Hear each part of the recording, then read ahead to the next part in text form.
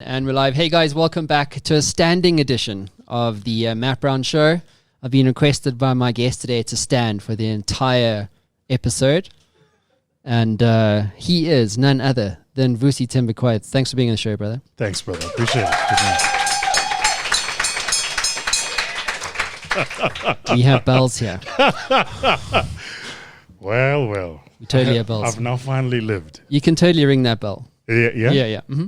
That bell or your bell? Anyone. Okay. Yeah. Well, I mean, moving on. So Moving on. So, yeah, man, this one's been a while in the coming. Thanks for being here today. Sure. And obviously we chatted before we started this whole thing. It seems like we're on this same timeline. Or I don't know if that's the right just time to use it anyway.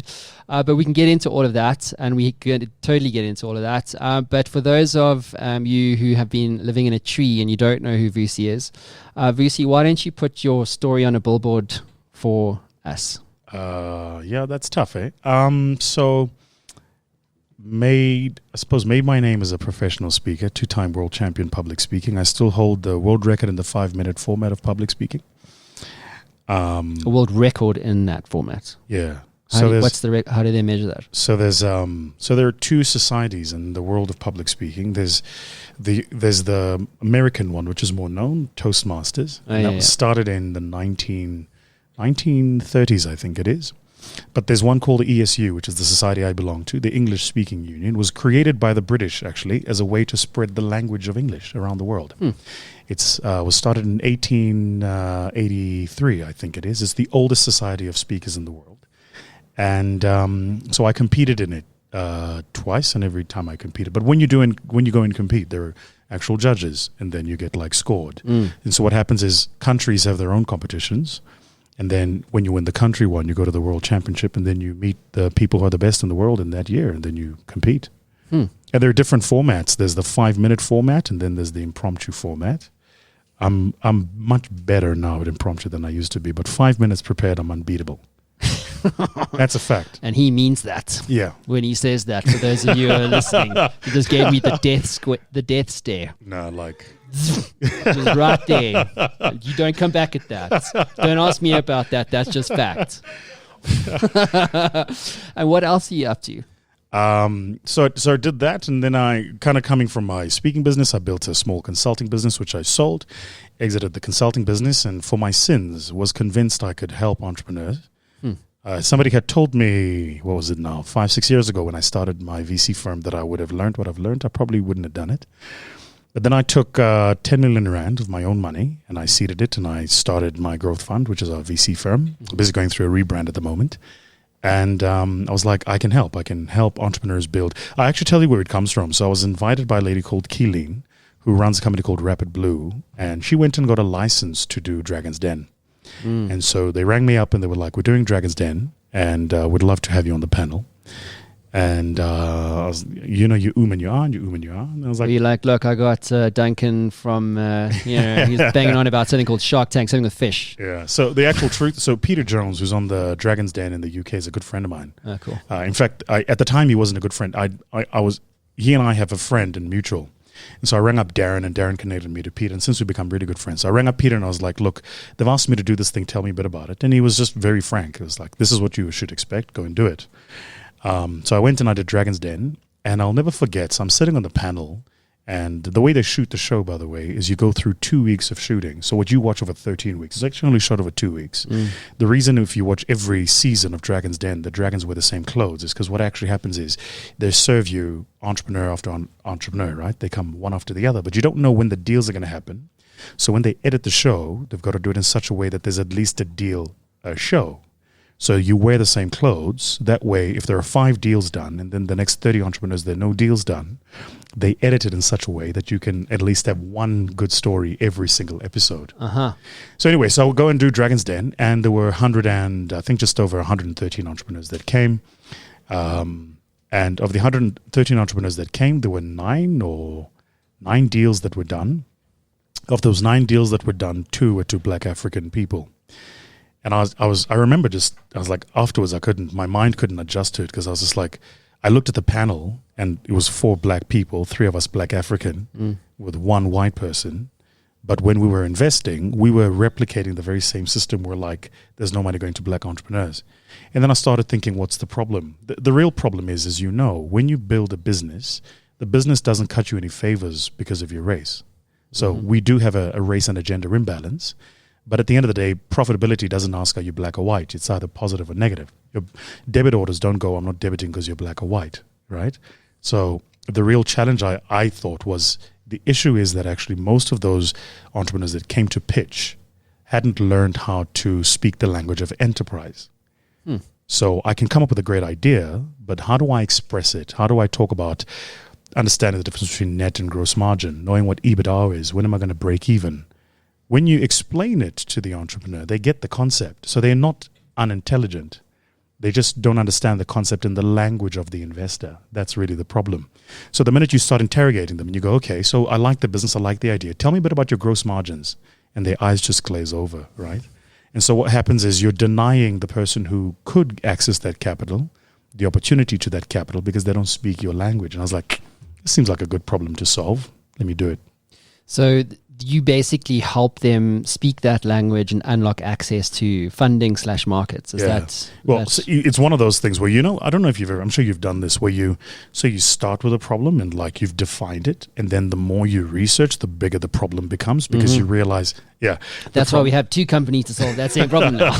because, and I think for any person who's like really into solving complex problems, what happens is you realize that the problem is in expression, it's simple, but in composition, it's complex. So the nuances, right? Exactly, and they're like, it's like a network of issues that feed into the other. So the person doesn't understand gross margin because they went to a school where perhaps maths and science is not subjects that are really pushed on, right? So by the time they get to like grade 9, they can opt for the humanities, which is not a problem. But when they grow up, then they don't understand how to put a simple algebraic equation. Now, if you can't do a simple algebraic equation, there is no ways you can understand the flow of an income statement. So I was like, okay, so there's an education problem, and then we start solving the education problem, and then another problem came up, which is I call it the poverty premium. So people pay a premium in this country for being poor. Every poor person pays more than you and I, because all the services are built away from poor people, and then I researched why that is. Read this fascinating book. I recommend it to every South African that loves their country. It's called The Memoirs of Verwoerd, written by the Verwoerd, the architect of apartheid. And what people don't know about Verwoerd is he was actually an academic. He wasn't a politician. He taught at Marties, the University of Stellenbosch. And he wrote the paper on the concept of separate development. In Afrikaans, there's no such word for apartheid. Apartheid is not an Afrikaans word. It's literally a made-up word, aparthood. Anyway, so in the book, he says what you should do is to create two systems of development. But to make the system sustainable, you need inputs of cheap labor and a high growth economy. So the way you do that is you create the majority of the population, black people. You put them in these concentration camps called townships, marginal access to electricity and some services. You give them a bad education called Bantu education. And right next to every single township, you build an industrial area. That's why in South Africa today, next to every township is an industrial area. Only 2 townships break those rules. The one is Diepsloot because it was built after 1994. And the second is Alex because the rate of population growth in Alex, people actually grew into the industrial area. The industrial area is now a township. Anyway, so if you get a bad education, we can then make you work in the factories for low wages. The factories make goods which you sell in the CBD, and the people who shop at the CBD come from the leafy white suburbs. That's why the country's built that way. So the reason poor people pay a premium is because the architecture of the country is always so that the services and goods are far away from the poor people that need them. It has a racial expression because of how it's architectured. But if you just go look throughout the countries, I was like, okay, so now we've got to fix that problem. Because you can't fix the education problem and not fix the poverty premium problem. How do you even start with that? You have to, that's a great question. It's design thinking 101, right? Yeah. It's design thinking 101, which is what you have to do is you have to see the world from the perspective of the person for whom you are solving the problem, rather than the perspective of the inputs to solve that problem. It's what I call, so think about. It's the perceptions of the problem that you need to understand. Exactly. It's the difference between the architect and the builder, right? The builder goes to build your house, I need X amount of bricks. He's thinking about the inputs. The architect goes, how do I want this house to feel and look? So he sees it from the user's perspective. And so the only way to do it is to see it from the user's perspective. And actually, there was only one way to do it, which is kind of what we're doing, which is you got to take all the infrastructure and build it in the townships. It's as simple as that. You literally got to take the infrastructure and build it in the townships. So there's way too many accelerators in towns, way too many incubators in towns. I mean, Jesus. Do you know that there's over 1,000 of those in Africa? I mean, there you go. And yet, you will How's still your incubator find... doing? Is it good? Well... I'm launching mine now. Christmas presents. But I mean, so then now think about it. We're talking about the complexity of the problem. So you've got to build the incubator. Then you've got to situate it in a place that's close to the people for whom the incubator is built. By the way, whatever programs you put in have got to be in a language that those people can understand. See? Now, what problem are you solving? Is it a location problem? Is it a geography problem? Is it an education problem? What problem are you solving, right? So as we've been building the business, we realized, actually, just a final note on this, that whereas venture capitalists think money is the answer to the problem, it's not. Money for me is like a computer. It's like a technology. It's an enabler. It's not the solution. It's the platform. So a lot of VCs are going out to market and going, we've created a VC fund for 200 entrepreneurs. Hey, black entrepreneurs, come, we've got a 200 million rand fund. Yeah, loads of that. And then there's crickets, because nobody's building the distance between the competency, the input, and the actual requirement of the capital. That's interesting, that, eh? I think, I know, I suppose you know more people than I do in the space. But like obviously Knife Capital and all those guys, Michael Yodon, 12J, blah, blah, blah. And it's interesting. I got an email last week from, in fact, when was it, last week? Yeah, it was last week, Thursday, on LinkedIn. Hey, Matt, I have a business and I'd like to pitch it to some VCs. Can you help? I was like, sure, no problem. I'll tell you what, why don't you send me an overview, and if it feels like investable opportunity for me, then I'll pass it on. I said, by the way, don't ever pitch a VC on email, because they get literally thousands a week. True and story. No one cares. Yeah. And they will only look at deal opportunities that come from their network. That's so right. Vusi referred Matt, or Matt referred whoever it is. So anyway, so I get this thing back, and it's like a business plan, right, sort of thing. And it's like, we're a consulting company, so that's immediately non-investable in my view. And then it was like, here are all the things that we're going to do. And it was from like HR recruitment to IT managed services. There's literally 12 things on there. And of which every one of those 12 things you could build a business on, right? And so the reason why I'm telling you the story is because she was looking for venture capital. And so for me, it's about, if you put yourself, as you say, put yourself in the shoes of the person who's probably trying to solve. In the case of the small business owner or the founder, right? And then, by the way, she wanted 550,000 rand for 25% ownership. So she's valuing her business at already 2.2 million. And then she wanted option B was 100,000 rand with a 15% interest. So debt. Yeah, debt. She wants to lay debt on a services business. Yes, totally. Jeez. But this is the thing. So like I see that, you see that, and we can see that straight away. So I phoned her and kind of gave her, I said, come to Jesus, this is what's going on here. Sure. But that's, for me, how do you solve something like that? Where does one start? Because I get what you're saying around the ecosystem and the infrastructure story and access and blah, blah, blah. And I guess that, I don't know, that's a 100-year gig, I guess. Yeah. Maybe longer. But in the case of, well, what can you solve now that's low-hanging fruit? That's the mindset that people are running around with. Absolutely. Which is never going to wind up put them in a position where they have the possibility of succeeding. So I can't tell you how many times I've been ruthlessly attacked on social media because of this. My view is any entrepreneur that wants money to start a business is not an entrepreneur. Like, what are you talking about? That's what I said to her. I said, if you can't make 100 grand in a month, then you shouldn't start a business. Just don't do it. Absolutely. Right. I mean, it's, there's also, I think this is the right word to use. There is this incredibly entitled mindset we've created in South Africa, right? So you say it, they'll call you racist. So don't say it. I won't. But I think what's happened is, and by the way, I was kind of like looking at, for me, I think one of the challenges we have as humanity today is we don't spend enough time looking at the genesis of the problem. So we end up dealing with a symptom rather than the problem. Mm-hmm. So I was wondering why is there this entitled mindset? And I think what it is because it's been fed as a narrative in our national discourse. So you've been running a series of elections where you've been telling people free. So you go free education, free health, which is the state should provide. But then don't say you're going to do it on an election poster because you create the wrong national mindset. And then you have state funding institutions, DFIs, whose role it is to provide this capital. And so they're laden with the expectation of money. But everybody says, I'm going to give you money to start a business. This is not the conversation we should be having. You should start a business, raise money to grow a business. And so your passport to calling yourself an entrepreneur is when you've proven the business is fundable for growth. This is important because, as you know, not every business is scalable. You know, like if I'll give you an example. My wife's a chef. She's an amazing chef. Congratulations. This dude, like, right. But You look amazing. You know, but I am, you know, my wife's an artist. She's not trying to build a wimpy. She's an artist.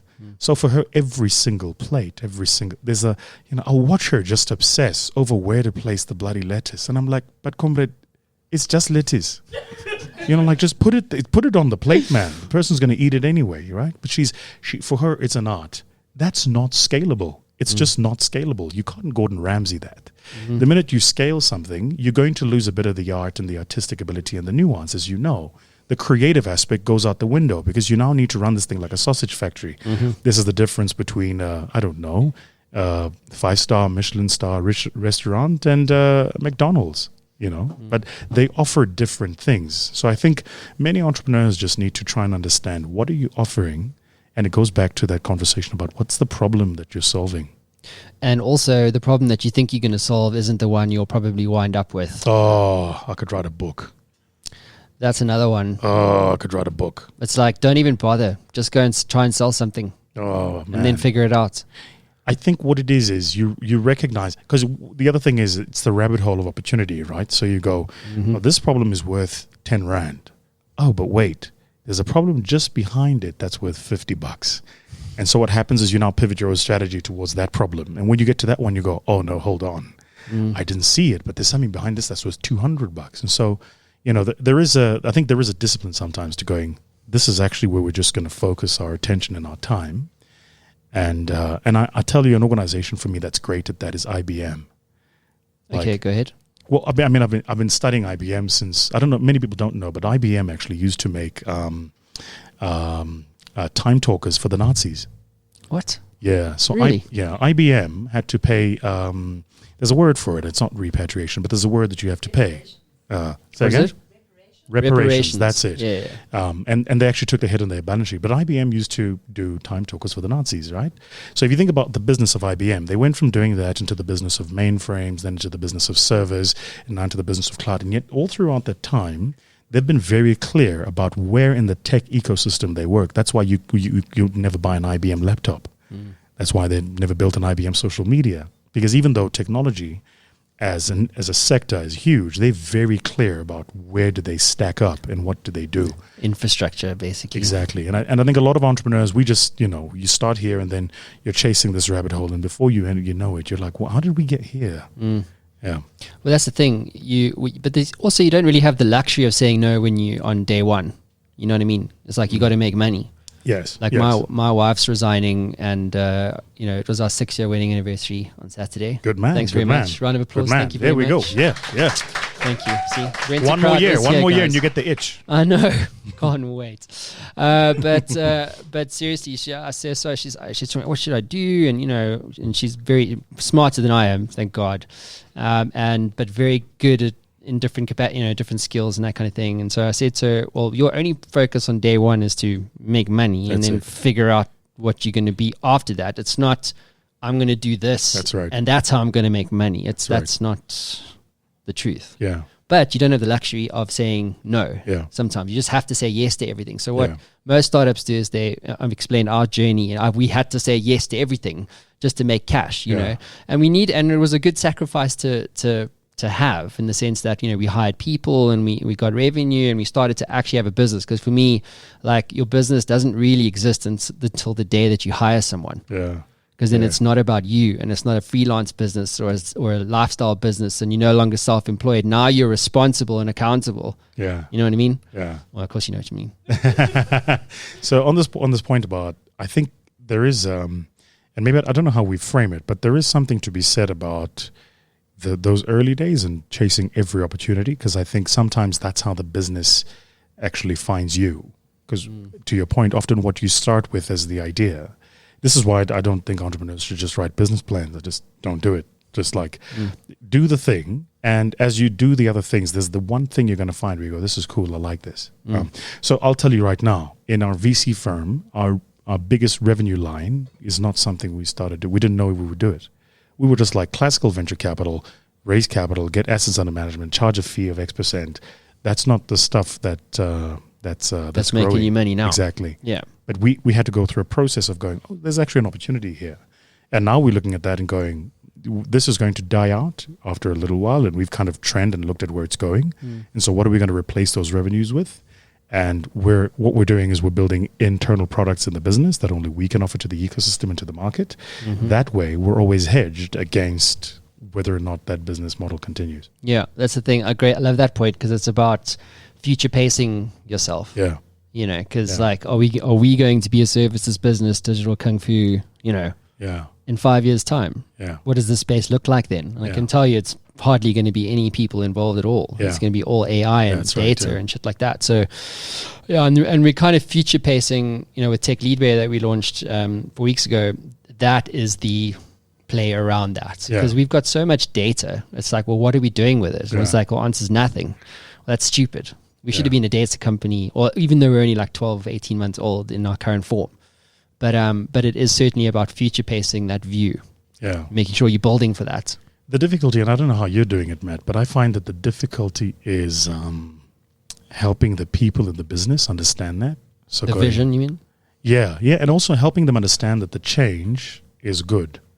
I think, and maybe it's just the culture, right? But I find people generally like the job, right? And there is a difference between the job something does and the actual purpose for the thing, right? So people like the job. This is the application. This is what I do, 8 to 5. This is what my performance indicators look like. And then you're going, well, in future in the business, whatever it is that you're doing, I'll give you a great example. So we every month have to issue these reports to our clients. And I'd always had a human being writing these reports. And because I am the perfectionist I am, I then have to read every report, and I sometimes realize that they've got their spell settings on America English US, and so they realize it's spelled with a Z. And then my OCD just goes through the roof because then I go through the entire 80-page document looking for these Z's, right? And so we always had a human being doing it. Now we just bought a system where as soon as there is an input at source, it will generate the report. There's no need for a human being. Okay, so I said to the guys doing it, I'm like, okay, so this looks cool, Trevor. So when can I review the reports? He says, no. We're going to input the client's email, and they're going to get the report. I'm like, what? So there are 3-4 processes and steps there that I had human beings on that I just don't need anymore. But the value to the client is still there, right? So I think the challenge with that pivot is going to your people and going, okay, so we had you doing this, but we think that you might be better utilized in another part of the business. Let's have that conversation. I just find that as a culture, we're not keen to that. And also it's a generational thing. Speaking of perfectionists, when you were doing our quote of the day board, it was very much a perfectionist job right there. So with that in mind, let's do quote of the day. So walk us through this one. So Rudyard Kipling is one of my favorite poets of all time. Wrote a poem called If. I recommend it to everybody. And my favorite part of the poem, he says, if you can keep your head when all about you are losing theirs and blaming it on you, then you'll be a man, my son. So what he does is he creates a series of these scenarios, and he basically talks about, there's another part of the poem. He says, if you can meet victory and defeat and treat both imposters just the same. I'll never forget, I spent a year just in that part. Treat both imposters just the same. The idea that both victory and defeat are independent of you. It's a great poem, and I recommend it to everybody. Go and read it. It's really good. So we got a new segment of the show here. We have the gaming console. Yes. It's a rapid fire segment of the show. We're introducing for you your first on it. Right. It's called Pandora's Box. Right. Did you ever play Mortal Kombat? Oh, Liu Kang wins. Silent victory. Raiden Fatality. kicks your ass. Come on. So let's put your water on your chair here, and then we're going to move around there.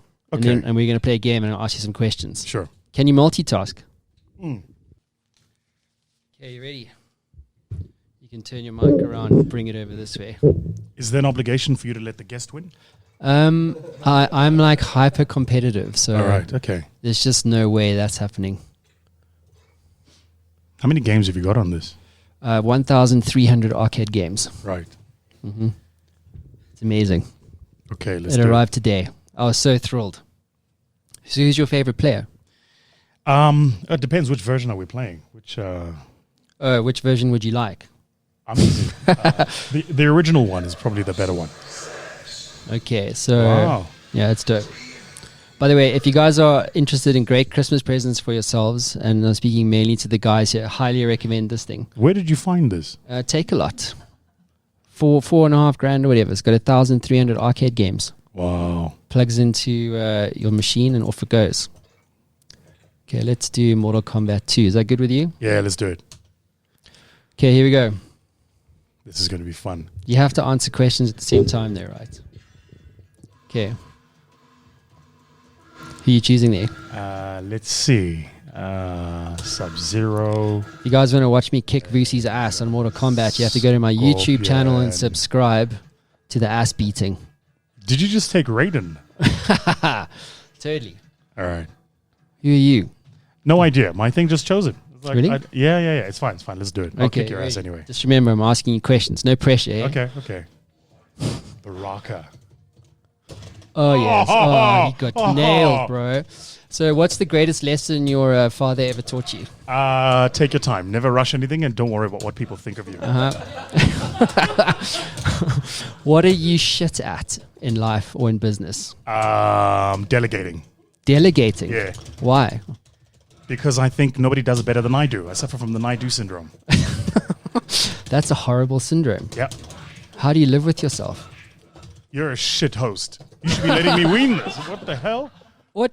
You gotta let me win this. Bro, you can't keep What are you doing? Pause here, bro. I did it on purpose. You gotta let me win doing? this guy. No, what the hell? I didn't even know how you unpause that. No, don't exit. Okay. What have you done? You've done something. Okay. Oh, yes. Beat down. Round of applause for VC, round 1. Okay, bro. You got 94 seconds to hit me. And so you shit at delegation. That's surprising for me. He's not talking to me anymore because he's definitely. So are you competitive? Yeah, I'm gonna bitch. Hey, watch out! I'm gonna bitch slap you now. Yeah, watch this.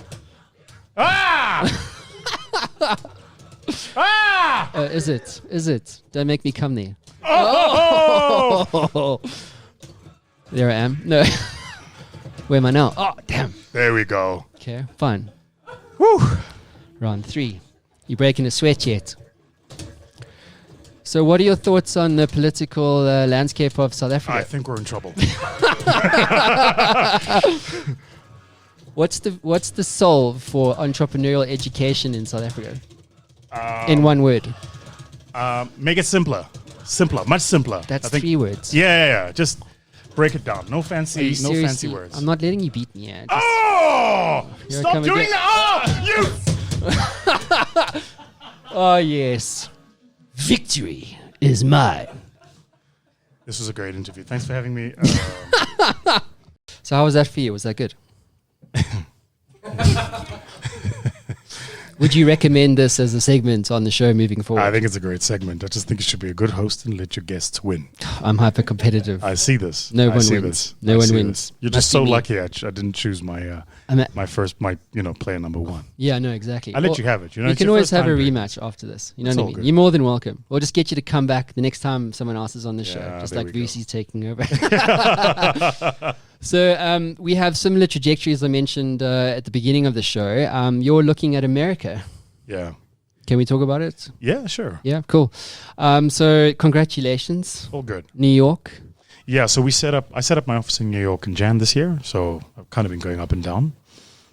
It's time. I think you have to know when you've done your part, and you have to know when you've truly expressed and found your place in the market. I'm at the stage now where I'm a very big fish in a small pond. And so you have to go to the place where you can, stretch yourself again. And I think you kind of know when you get to a place, as you will know, as you know, you get to a place where you just stop learning because you're not being challenged anymore, and it feels the same, and the conversations are the same. I said to a client the other day, they invited me to speak at a conference of theirs, and I was sitting there listening because I was on in the afternoon, and I got there in the morning. And I was like, but you guys were talking about this 3 years ago. It was just, you haven't moved. So I think you get to a point where you also have to grow personally, right? So you have to know where you're challenged, what's cool, and how to go after it. Yeah, I feel that same way with the podcast. It's like been 4.5 years. Yeah. You know, Yeah. you're definitely one guest I've wanted to have on the show for a while. But I mean, you know, if I can, like, I'm obviously Austin, Texas, obviously, as I mentioned, one of the Tim Ferriss lives there. Yeah.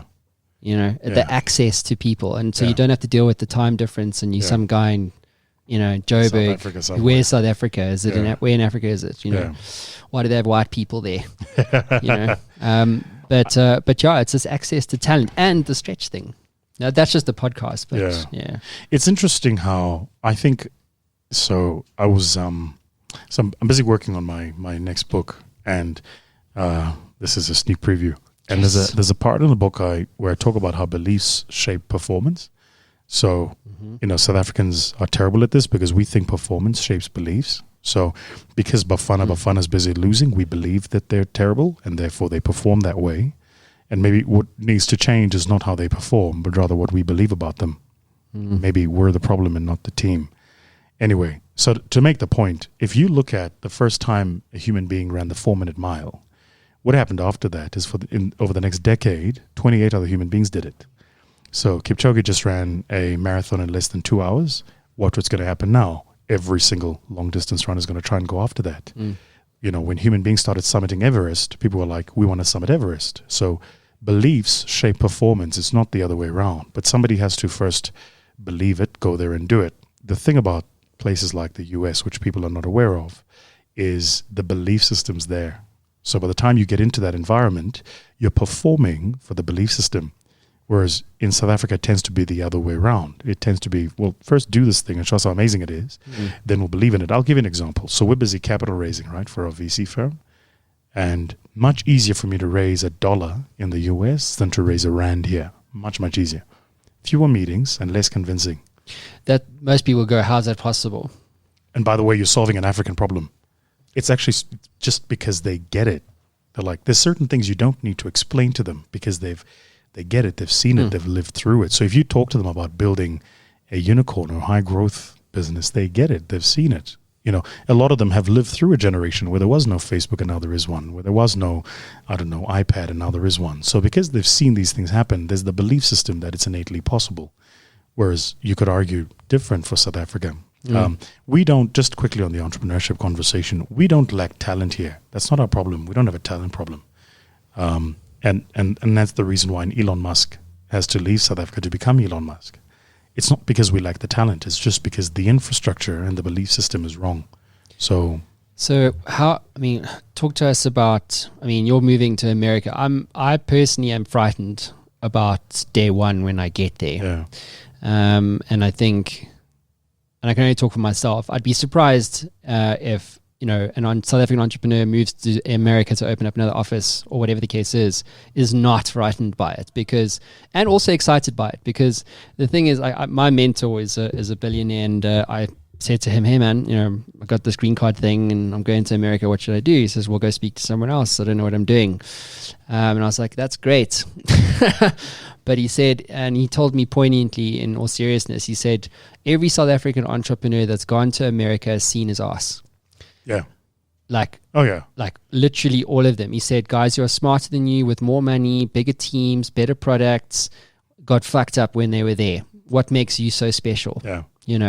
And he said to me, look, I'm not saying this to discourage you. I think if you want to go, you're going to go anyway. So, it's just to go in there, and the words he used was go in there with your eyes open. Yeah, I think if I may, I think one of the, so one of the things I think when you get into the new market, into the new environment, you have to forget who you were, where you came from. I think I've seen a lot of the guys who go there and get their names taken from them.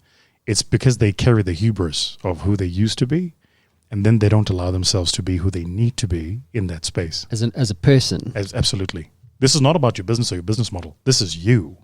You still think you're a big deal, right? So for instance, my agency over there that I work with, London Speaker Bureau, had me on a road show all around the US doing speaking engagements and getting nothing for it. No. What does that mean? You get nothing for it? No, I mean, no bookings? I wasn't paid. I wasn't really? paid. They were just like, we're going to have you speak there and there. And I haven't done, I've been a professional speaker for 15 years. I haven't done that in 15 years. I've never needed to. But when you get into that market, you got to go, okay, cool. So you got to eat humble pie, basically. let's do it. Because pay school fees. Yeah, because I have to recognize that I am there where I was here 20 years ago, which is fine. Yeah. But then you got to relearn. And I think a lot of people, I mean, I've seen guys go there and just get it wrong because they carry the hubris of who they used to be. And then you want to walk in and speak. It's going to get handed to you. But to what extent can you walk away from yourself? So one of the commitments I've made to myself, to give more context there, is that like on day one, I'm going there not with any preconceived idea about what's going to happen there. In other words, I'm not going there to copy paste. Yeah. You know what I'm saying? Yeah. Like that would be stupid. Yeah. And do you want to copy paste? And No. even if you did, where would you wind up? Exactly. And for how long? And how much pain are you prepared to take in order to get to that point? Or going back to your thing about belief. So your motivations are changing. So, and as are mine. So we're looking for something else to stretch ourselves, and that's actually closer to our center. Yeah. Are you with me? Exactly. Okay. So we're both setting up boards and, all this kind of shit. We're trying to work out structure so that the business can run without you. And that's a hard thing to do. Number one, there's no rule book for that thing and very few books about it at all. But I think that's one conversation, which is like, well, how do you do all of that stuff so that you can scale into another market? The bigger conversation, the more interesting one for me is about your inner game. And who do you need to become in order to make it there? Exactly. Because everything is netted out. Like you are nothing. No one gives a shit about who you are. And in fact, you're on the back foot because you're not American. Yeah. And Americans culturally, from what I understand, I have lived there, but I haven't done business there. And that's a very different thing. Like I was, living on super yachts and doing all sorts of crazy stuff. But yeah, running a business there, as you say, it's very different. And I don't know I don't think this is why most South African entrepreneurs fail when they go to America. But what I would say is what you said is that they go there with a preconceived idea that market, what they have here, will work in that market. Exactly. And so they're underfunded, or they don't have the right strategy. They don't have no network. That was a big point that was, you've got the London Speaker Bureau and you're doing these roadshows so that you can build the network so that you can get the gigs.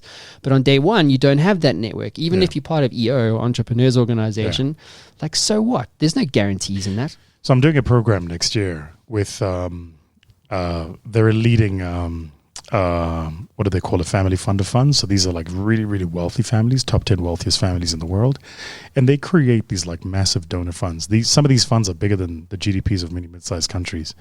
And they try to solve all sorts of problems. And the foundation program I'm on is probably the largest foundation program in my space, right? So I'm looking at the course content for this foundation program, and it's defining a general partner from a limited partner. And I'm like, I was learning this stuff like 12 years ago. But I recognize that I'm going into a different space. And I'm going into that program so that you can build network, meet the people who make it work there, and also learn what you need to learn to be in that space. And so I think that's the point about the hubris. I think a lot of us take the wrong person into that space. And then you just, for me, and I was trying to explain this to somebody the other day, you almost got to wipe clean the slate of what you know. And then just the last note is I genuinely love how accepting of new ideas those much bigger markets tend to be. And it's not just the US, there are many like that.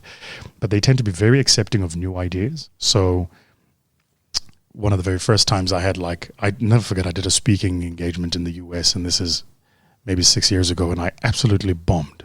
Like, it was terrible. What do you mean you bombed? Like, it was terrible. I just... Like, you bombed? Yeah. Like, you got tongue-tied sort of thing? Or No. So or the message bombed? No, I did my thing.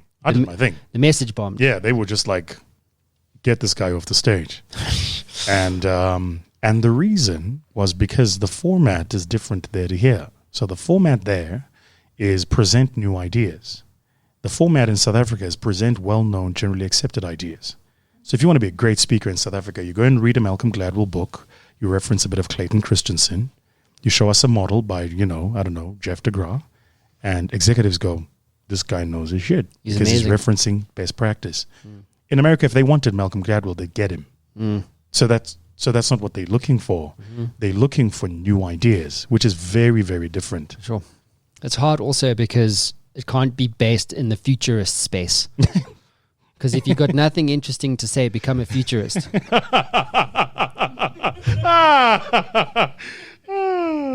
This is a very nice bet. Do you like that bet? Are you a futurist? Please don't be a futurist. I think you're more interesting than that. There is. Even if you were on day one, I don't think that is what you should position yourself Brother, let as. me tell you. There is. By the way, I've never used that word. What, to positioning? describe myself. No. The word futurist. Oh, but right. there is no such thing. Here's how I know. And I've got a very simple test to prove this, right? If you can tell the future, take some of your own money and give us and make 5 bets on equity plays. These are listed equity companies that over the next 10 years are going to do well. And then come to us in 10 years and show us how your model helped predict the future. Like for me, Ray Dalio is more of a futurist than many of these people who call themselves futurist. Going to Singularity University, learning the difference between machine learning and artificial intelligence, putting it in a presentation is not futurism. It's not what it is. Let's just be clear here. And I think to get up on a platform and go, I can predict the future, that's rubbish. I mean, it's just, there are so many things moving and so many inputs changing that you can't, that's not, and so I think you're selling the wrong thing. What are you going to sell? No, but I can't tell you that. Hey, buddy, you told me you were going to let the bomb go on the show, dude. You must let the story unfold itself. It's watch as we go. So you don't know. No, I'm very clear. Oh, no, I'm very clear. Are you very clear? Oh, yeah. No, this is not, that's not how I'm built. I'm not, it's well thought out. It's there. This is why I was on the roadshow, right? Because you've got several stuff, you've got several keynotes, you go to the market and you test them and you go, well, this works, this doesn't. One of the things I'm fascinated by about those markets is the rate at which data expires. It's incredible. I talk about that. Right? Like I've seen, this is a true story. I've seen South African speakers with content that they were delivering 20 years ago, still deliver that same content today. In that market, the rate at which your content and your story and your data expires is unbelievable. So you've also then got to have a very strong machinery of how you're generating that content. And how you're proofing it, right? So it's one thing to generate the content or instinctively know that this is what it is. It's quite another to have the proof point to go, this is how I've proven that this is what it is, and then package it and sell it to market. It's going to be great. What do you think of Gary Vaynerchuk? That's a complex question. I'm a fan of his speed. I'm a fan of his ability to just execute. I really like the way he doesn't hold himself back in terms of it seems to me, has a great perspective on how to deal with the world. And so Gary will just try stuff, right? And if it works, it works. If it doesn't, it doesn't. And I admire that. I think very few people are able to do that. I just think his content model it's not workable. This idea of generating 64 pieces of content every single day. I mean, in my mind, Gary's, reality TV star walking around with a microphone every single day churning content. But it works for his business model. It's how he builds a sales funnel. That's how he gets the interests up front. So as long as it works for him, good luck. It's not the way I would do it, but to each the reason why I asked that, because a mate of mine went over there also. I don't want to mention his name here. But basically he also wants to go to America, become a speaker and whatever. And he went also over there and he basically ran into some people who knew Gary Vaynerchuk who were managing him or whatever. So he gets paid $150,000 US. Who, Gary? Yeah. He's at 500 now. Is he at 500 now? Yeah. That's nuts, man. So for me, it's like, how do you like, it's social media. It's like some guy you're paying $500,000 to put onto a stage to tell me about LinkedIn organic reach. You know what I mean? No, he's worth that. He's worth 10 times that. Is he? Yeah. What makes him great then? Well, or what makes him rebookable? You know what I'm saying? Yeah, I think great question. So I think the mistake people make when they're evaluating a speaker is they're going, well, I'm going to pay you X amount for X amount of time. That's not really what you're paying for. What you're paying for is the extension of the insights you're going to get beyond that moment. The conversation you and I were having earlier about how South Africans, especially South African executives, love the insight. They just don't have the courage to give it the legs. Right. So, Gary publishes case studies on this, but he's actually got people who've taken some of the stuff he said, gone and tried it, and they've shown the multiply in their business and growth and sales funnel and revenues and a whole host of stuff. So in my mind, he's worth 10 times what he's charging. There's no doubt about it. But also I live in a world of abundance. So if he's charging $500,000, he should be charging $5 million because there should be 15,000 other Garys. It's like, let it be, do what you need to do. And I'm fascinated to know from you, because you spend more time recently in the States trying to sell yourself as a product. I mean, what is the attitude of, Americans specifically in developed economies, probably more broader, to African speakers, thought leaders? Very open. Are they? There is one proviso. Don't be them. And this is the point I was making earlier. This is the point. Many South Africans make that mistake. Many people who come from outside the US, because it's the natural thing to do when you go into a new environment. You want to assimilate, right? You want to be like the environment. They're literally looking for you to become different, to be a different lens, a different perspective. Very different, by the way. And I lived in the UK and I was doing my MBA, but very different to how the British do it.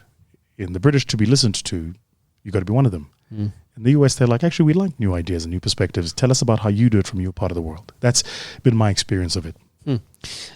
Cool. So let's do a few more questions and then we'll wrap up. Sure. So if you could get into a time machine and go back to yourself when you were 18 and give yourself one piece of advice about life or business, what would that be?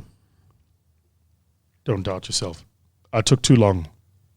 I listened to too much of the naysayers, even the ones in your head, which are the ones that are probably more dangerous. And you just take too long to get out of the starting blocks. I would have done it much sooner, much faster. I would have been at 24 where I am today. So I would have shaven 10 years from my life. Easy. And where do you think that doubt, that imposter syndrome character? Oh, it's the tall poppy syndrome, right? That's what it is. When you're a tall poppy, people look to cut you down. And so when you live in a society that, like ours, is fairly shallow, the minute you sprout just a little bit, you become too big for the environment. It's that gap, right? You're too big for the current environment, but you're too small for the environment you want to go into. So there's this so where do I grow this growing now? There's like this big white space that you're just not sure what should happen in. So I think that's what it is. I mean, I think for many of us, there's also the conditioning. There's in my family, for instance, even though my grandfather had some businesses, but in my family, I'm the first real entrepreneur. So when I started my business, my mom, I'll never forget, my mom said to me, how will you earn a salary? Not saying morabas. And what she actually meant to say was, how are you going to earn a salary without a pay slip? Like, how are you going to live? And it's just the way her mind was conditioned. And so what I've had to do is to break that barrier. And so generations coming after me, when people go, well, this is what I want to do, it's acceptable, it's been seen, it's been done before, right? When I was growing up, there were 3, maybe 4 career paths. You were either a doctor or a nurse or whatever, so you were some sort of professional, or you were a priest, or you were a criminal. These were the only ways that you were enterprising. Otherwise, you went and got a job in a factory. So the township I come from, Wattville, is completely surrounded by an industrial area of factories because that's where everybody worked. Then you're growing up and going, you want to start your own business. I mean, you got to recognize that there's going to be some shifts there, as well as a disconnect from a generational perspective, and that's just the way it works. You're obviously, as you said, a big fish in a small pond. You're everywhere in the media, and obviously it's great to be in a position of privilege like that. Yeah. And I believe that it truly is, as I would regard myself in a similar position, not as cool as you though, of course. Otherwise you wouldn't be here. It'd be the Vusi Thembekwayo show. But the way I'm going with that is, let's just say you got a young female black entrepreneur from Soweto, and she sees Vusi Thembekwayo and she's like, I want to be like him. Or I want to have the success that Vusi has. What do you say to that mindset? Yeah, that's a terrible hope and an ambition, I think. And it's going to sound whatever, but the best you can be is to be the best version of yourself. I think a lot of us are trapped in a world where we're trying to be the ideas of what we think the world wants us to be. Isn't that? Sure. Preach. That's so powerful, I should tweet it. Yeah. But like the world has written a script. There's a script. I call it a playbook. So the world has got a playbook and a script, and this is what your life's supposed to be. And so you're chasing your life doing that. So when you're looking at Vusi and you're saying, I want to be like this guy, it's because you're seeing a different playbook and you like the playbook. What you don't recognize is I had to write the playbook, so I don't even know what the next chapter is. I have an idea. I'm willing to try and test a few things, but it's not really written in concrete. So I would say to that person, don't By the way, my father said that to me once because my dad and I were like best friends when I was growing up. My dad was the sensei in my dojo, right? So I did Kyokushinkai for, what's that? Probably about 13, 14 years. But my dad was the sensei in the dojo. So one time I'm chilling with my dad. We're watching Suburban Bliss Saturday. This is back in the days when they would have the episode playing and you'd record it in the VCR. Remember that? In the VHS, and then you would play it. So that weekend we're watching like this Suburban Bliss on the thing, and we had one of those tapes that was episode and episode and episode and episode and episode. And I'm sitting with I'm having a like time of my life, and I looked at him and I said, "Dad, when I grow up, I want to be just like you." And he said to me, "Don't be me, better me." And I think that should be every single person you aspire for or to become. You should look at that hero and actively look to be disappointed by your hero. Take it to the next level. Yeah. That's a great thing. Yeah. Figure out your own story. That's it. And then recognize that there is greatness in the journey, not in the destination. Mm-hmm. I think just too many people are looking to become the front page of the magazine cover.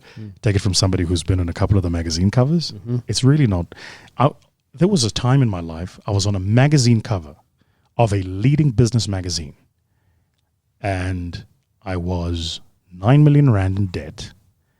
I had one customer owing me, I think it was just over 4 or 5 million.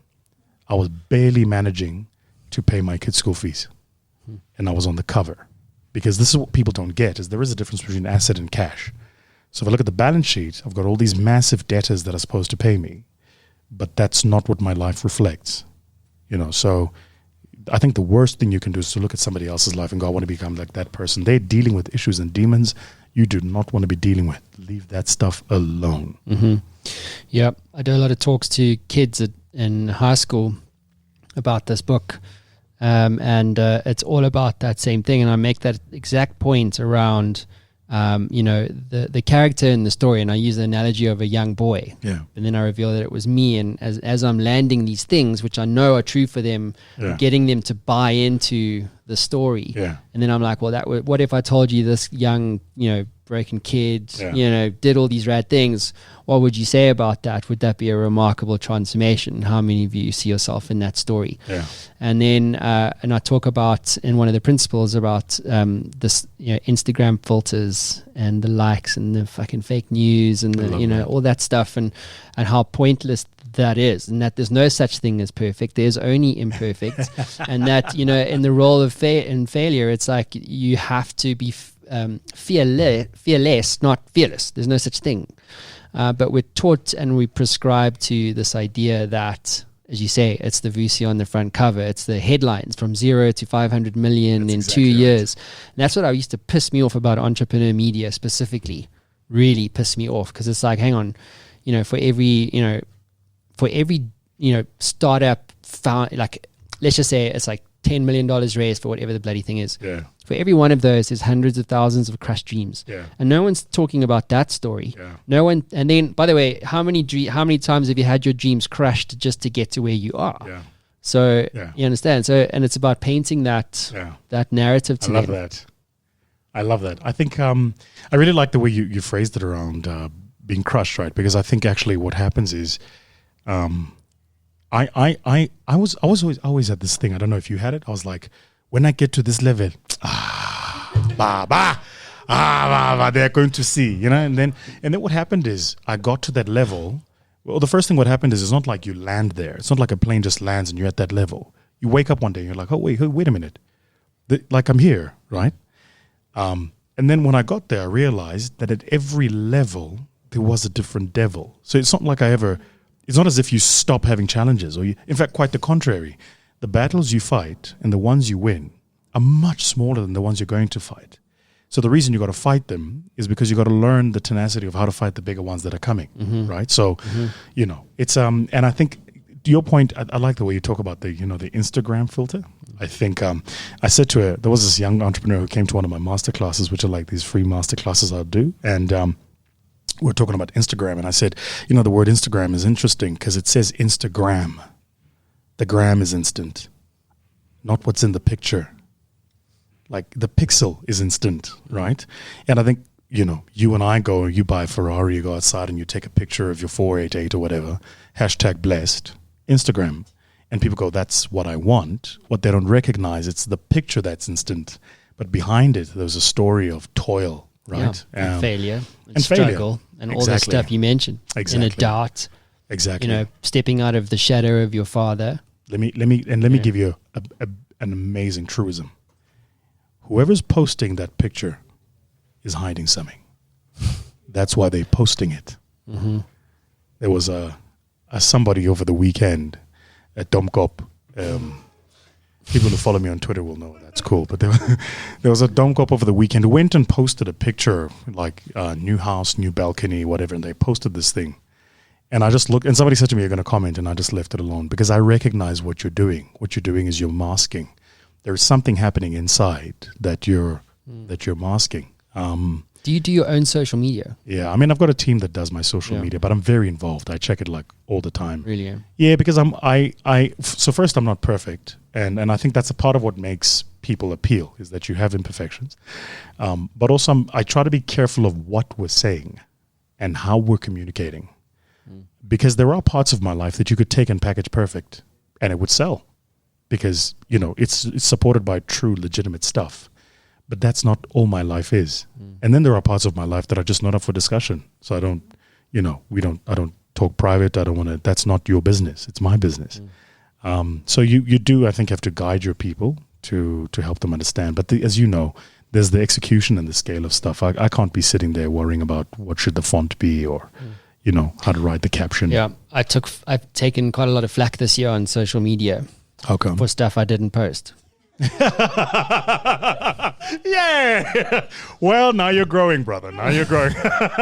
That's when you know you've made That's it. when you know it's like, wait, who posted? Who did this? Yeah, exactly. So it's kind of like a customer went and bought a burger, but you didn't make it, and then they phone you and go, "This is a terrible patty." You go, I didn't make the burger. Yeah, exactly. But you can't tell them that. Exactly.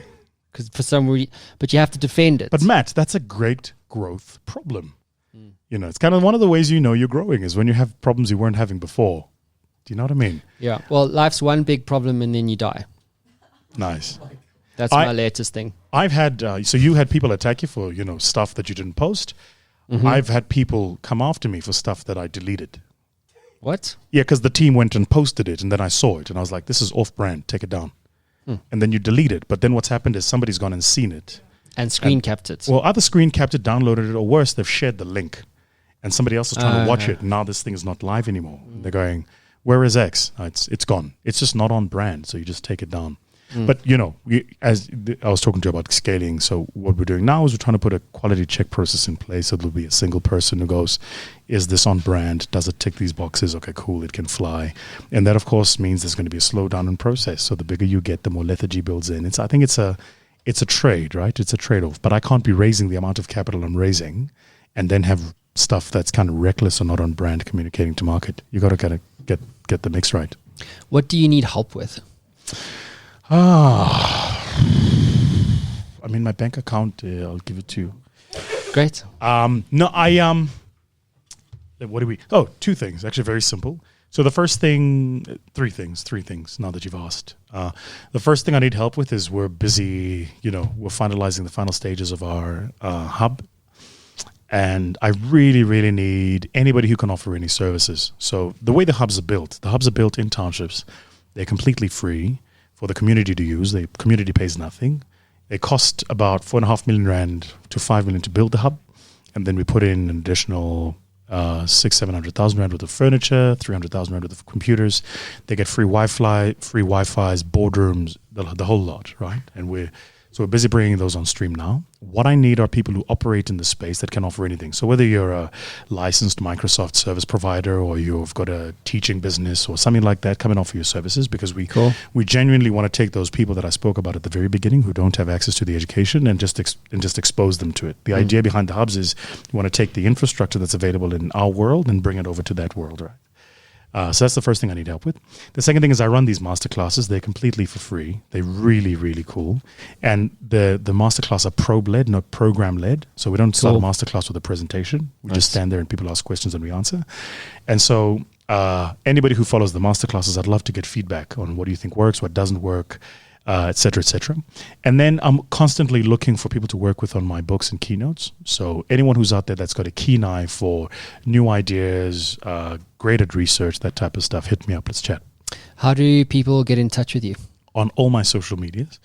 Probably the best way to do it is to DM me on Instagram, or even better than that, send me a invitation with a little write-up on LinkedIn, because I look at that one personally.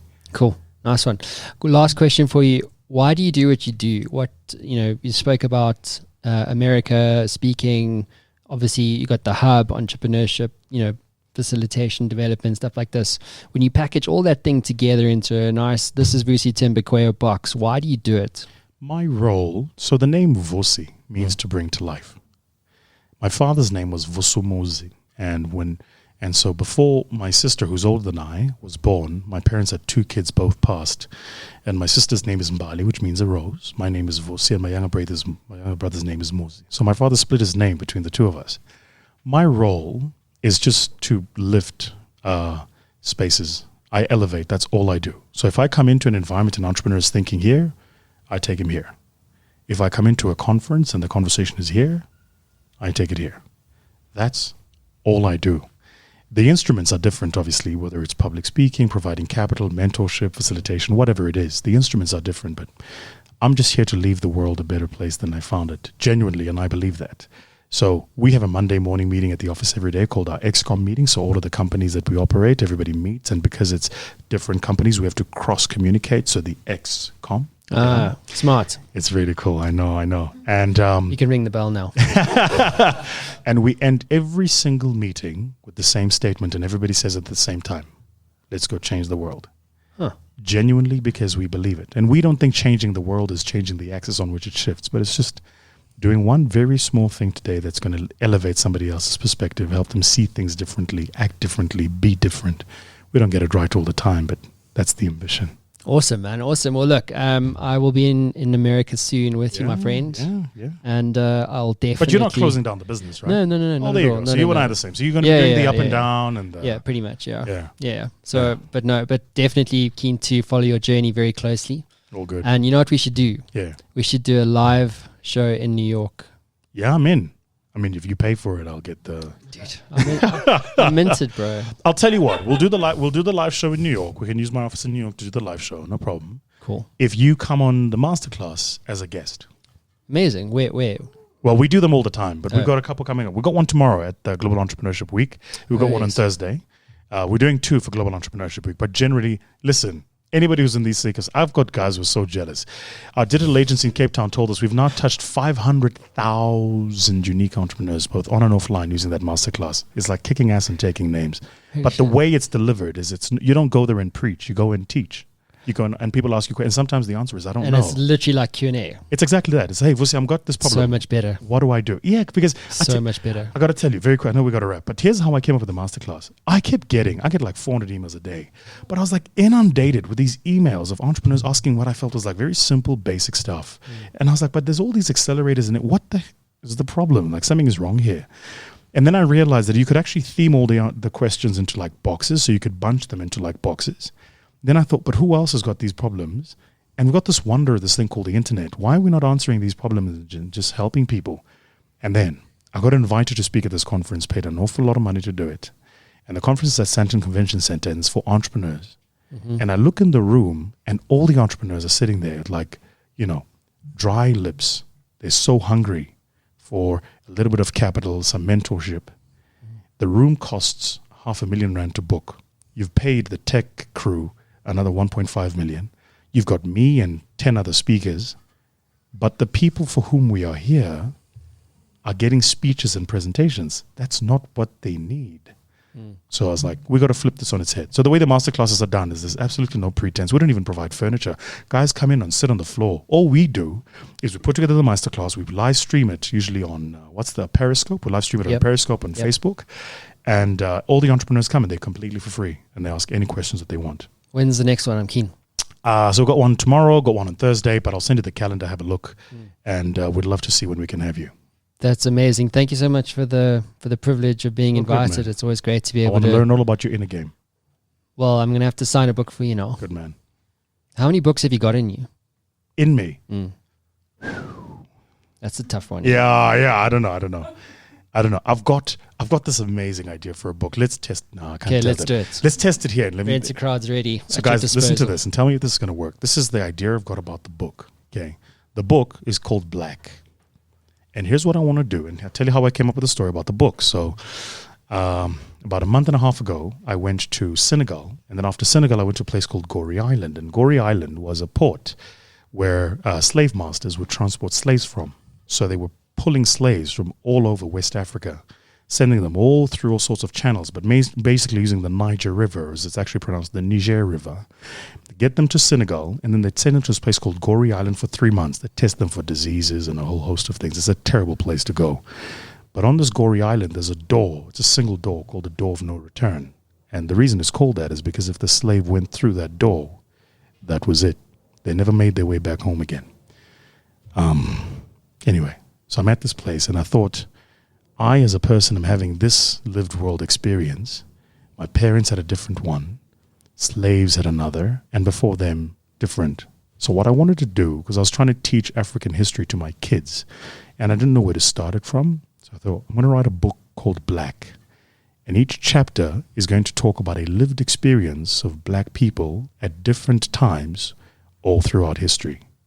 And the chapter never concludes. It's just like, this is the experience. And then what I'm going to do for the final chapter is, as you turn it, it's going to be an empty page. And the idea there is that it's going to be just for black people to read.